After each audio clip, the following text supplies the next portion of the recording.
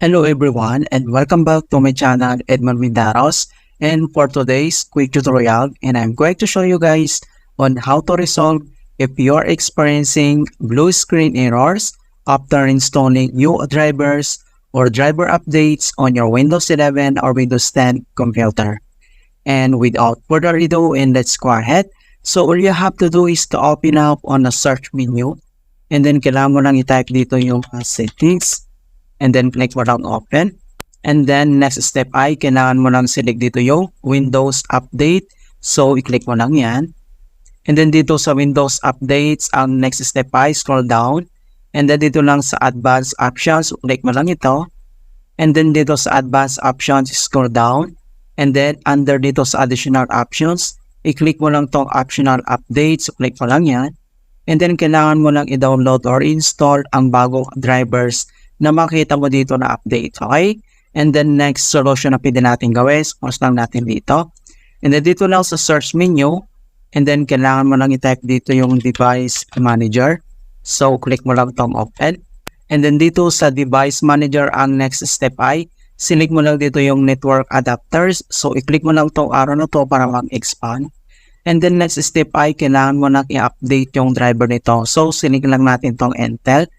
And then right click ka lang, and then click mo lang tong update drivers. And then next step ay kailangan mo lang select dito yung search automatically for drivers. Click mo lang yan, and then wait natin. Okay, so makikita mo dito na the best drivers for your device are already installed.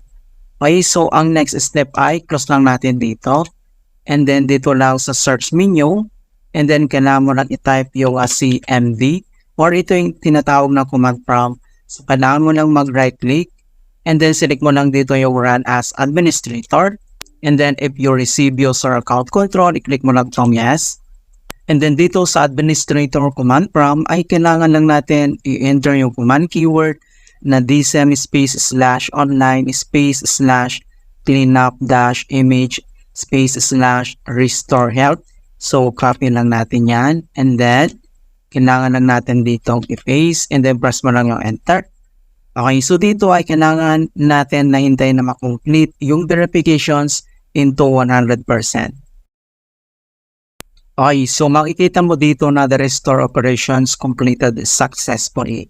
And then next command keyword na kailangan natin i-type ay type mo lang yung sfc /scannow. So in all small letters, and then yung /scannow ay one word po yan, and then press mo lang yung enter. So dito makikita mo na beginning system scan. This process will take some time. Beginning verification phase of system scan. Kailangan ulit natin na hintayin na makomplete ang verifications into 100%.